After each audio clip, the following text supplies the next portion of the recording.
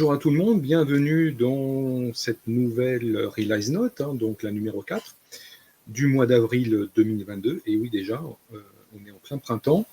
Et pour cette nouvelle émission, j'ai le plaisir d'accueillir Christophe. Christophe, un grand merci à toi d'être là avec nous cet après-midi.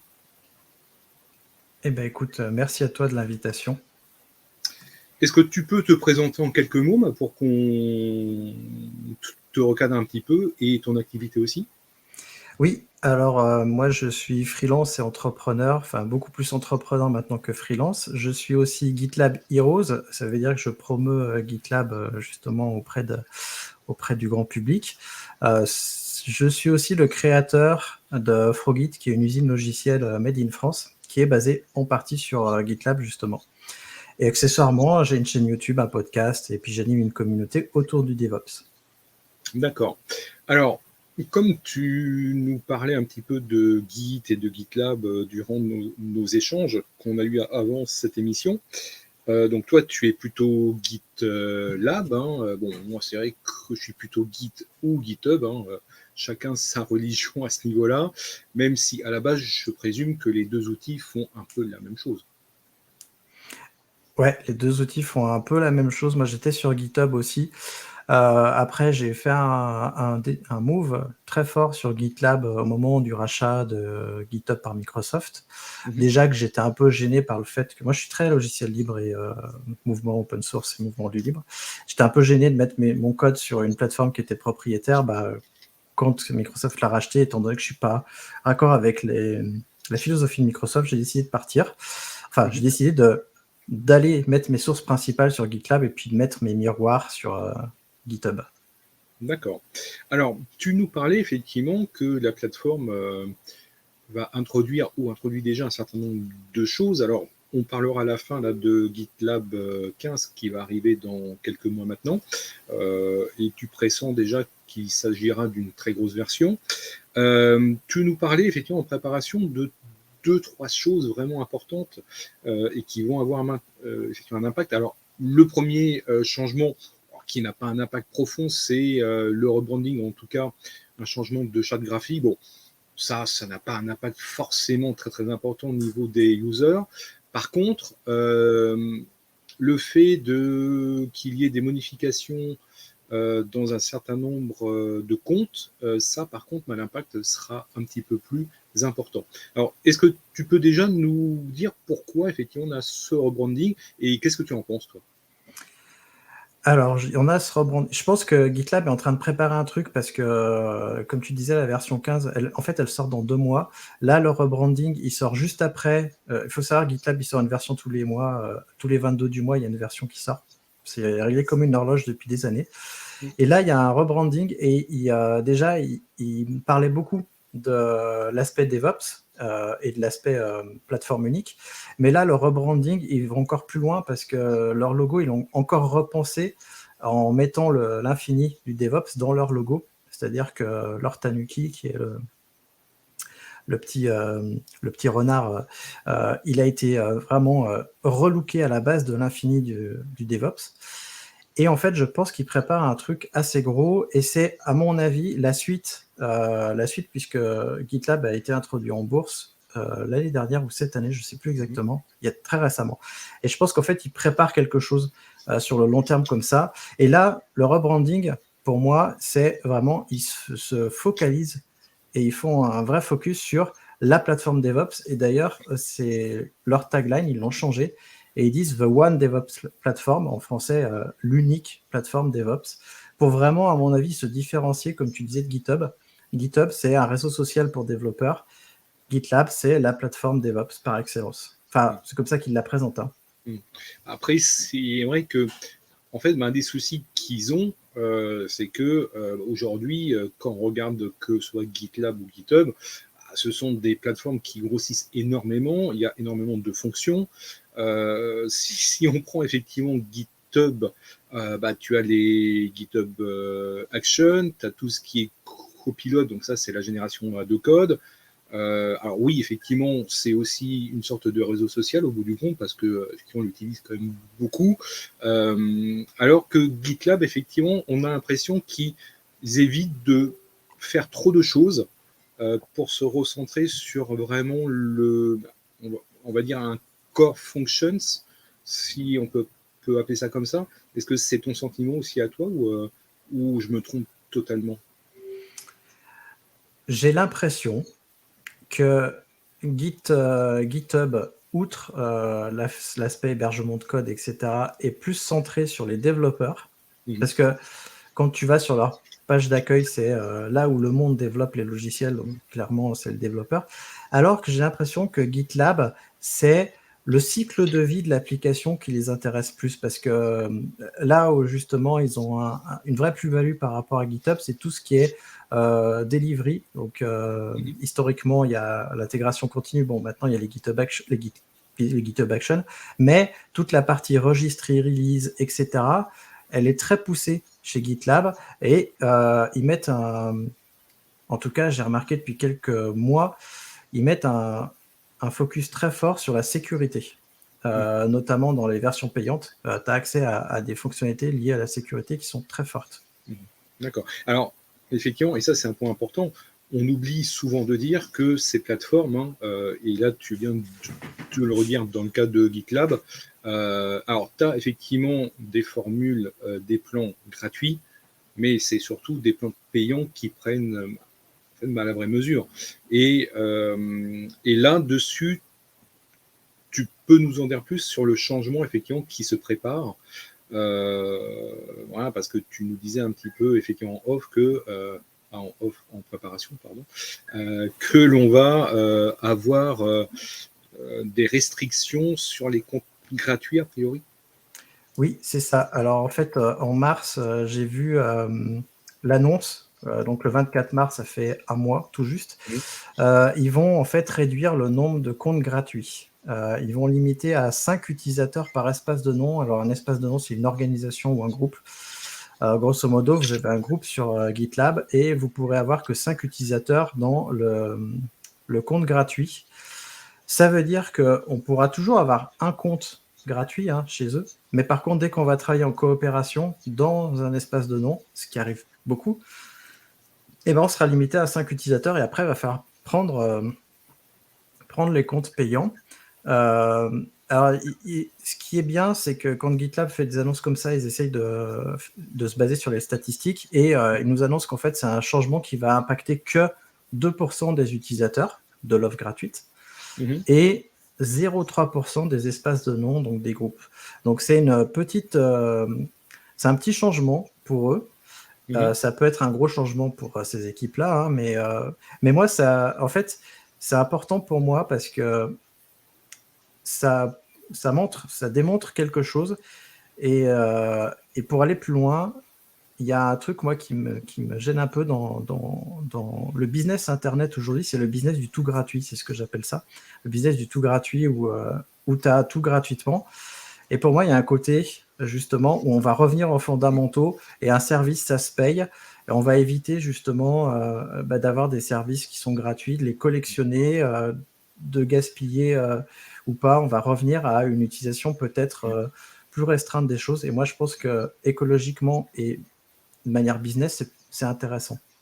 Alors ça, c'est pas un débat qui est totalement nouveau parce que ça fait longtemps qu'on oppose effectivement le tout gratuit.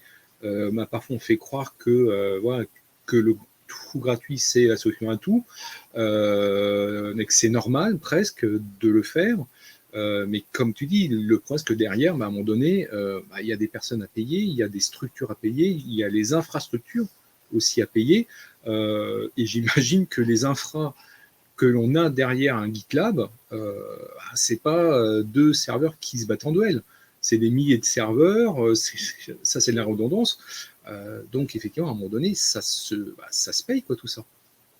Bah ouais, puis il y a des services géolocalisés aussi. Enfin, ils font un travail énorme aussi sur le business de l'open source et du libre, qu'on a tendance à oublier. Mais GitLab, c'est pas juste GitLab, c'est aussi tout un tas de projets à côté.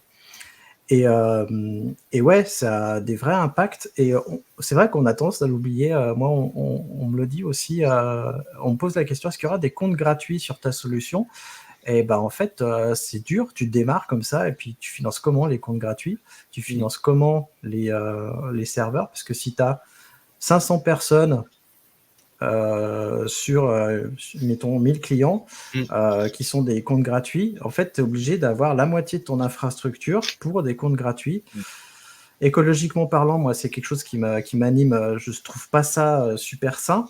C'est pour ça que je rapproche ça du gaspillage, en fait. Et du coup, je préfère payer pour quelque chose et moins l'utiliser que d'avoir accès à des ressources gratuites à l'infini, quoi. Est-ce que tu penses que, effectivement, il y a quelques temps, enfin, il y a quelques années, on parlait beaucoup de freemium. Est-ce que c'est un modèle qui va vraiment s'imposer? Ou en tout cas un modèle qui s'y rapproche, on va dire. Bah, écoute,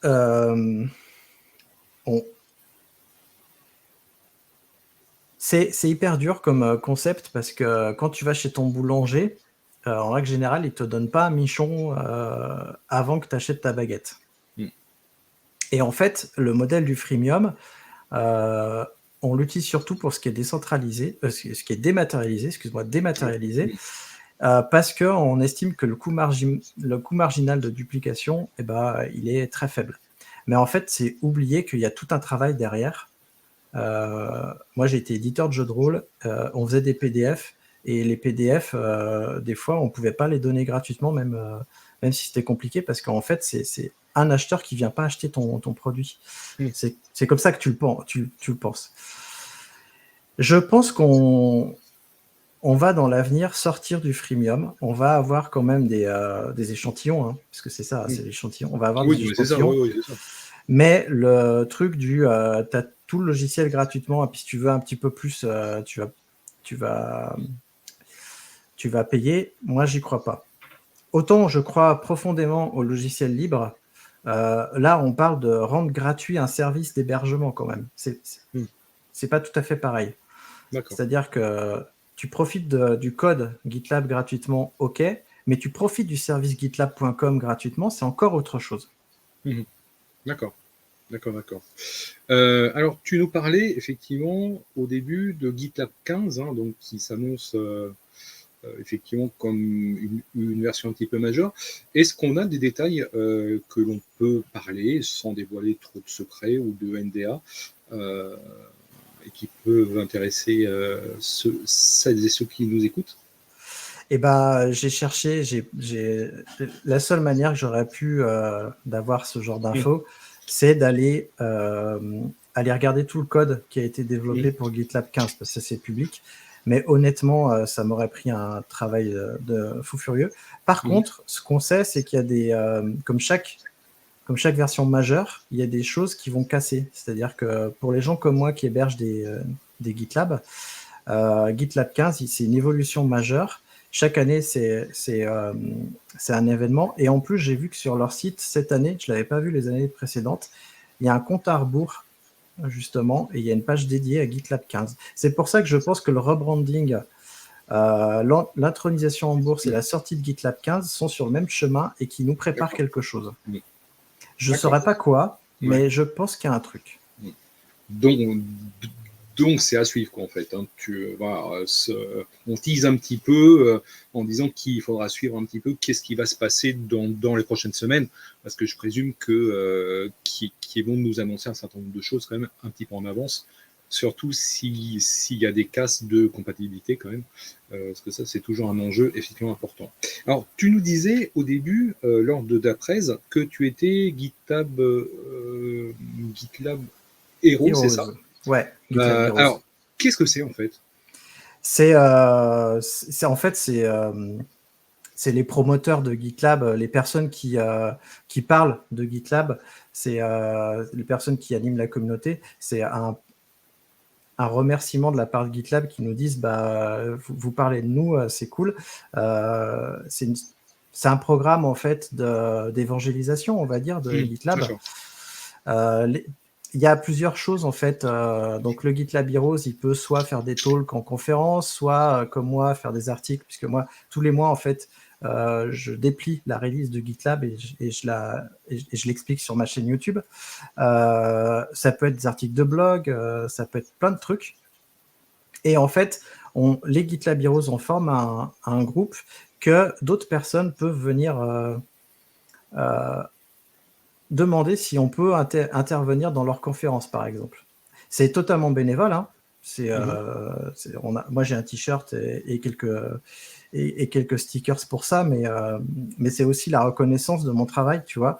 Et aussi, le truc qui, moi, me semble le plus intéressant, c'est que quand il y a des gens qui veulent parler de GitLab à un moment précis, ils peuvent aller sur gitlab.com, aller faire une issue auprès il y a un projet particulier et aller demander est-ce qu'il y a des GitLab Heroes qui voudraient parler de tel sujet-là. Et après, les GitLab Heroes y répondent ou pas. D'accord. On a un chat interne, on a une mailing list, etc. D'accord. Et pour toi, c'est bien que ce genre de programme puisse exister? Je pense, oui, parce que en fait, GitLab n'a pas non plus les... alors, ils sont bons en marketing, mais c'est pas non plus GitHub, quoi. Ils sont pas connus, etc. Et pour toutes les boîtes, hein, je vois, il y a une autre boîte que je suis un petit peu qui s'appelle Gitpod. Le marketing, il se fait parce que tu présentes les fonctionnalités, parce que tu as des gens qui croient en toi. Et en fait, tu formes des ambassadeurs et des personnes qui vont parler de ton produit parce qu'ils y croient. Hein. Nous aussi, je pense que quand on va lancer notre produit, on va essayer de faire en sorte qu'il y ait des gens qui croient en nous et qui parlent de nous. D'accord. Parce que c'est pas... à titre personnel, tu vois, la publicité, c'est pas trop mon truc, mais des gens qui parlent de mon produit, c'est plus le cas. Donc, je me retrouve un petit peu dans ces trucs-là. D'accord. Ok, bah écoute Christophe, merci beaucoup de ton temps.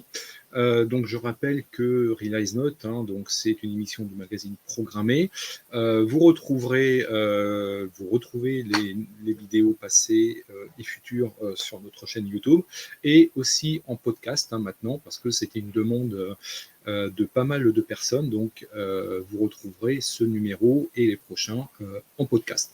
Christophe, grand merci à toi et à très bientôt pour une nouvelle émission.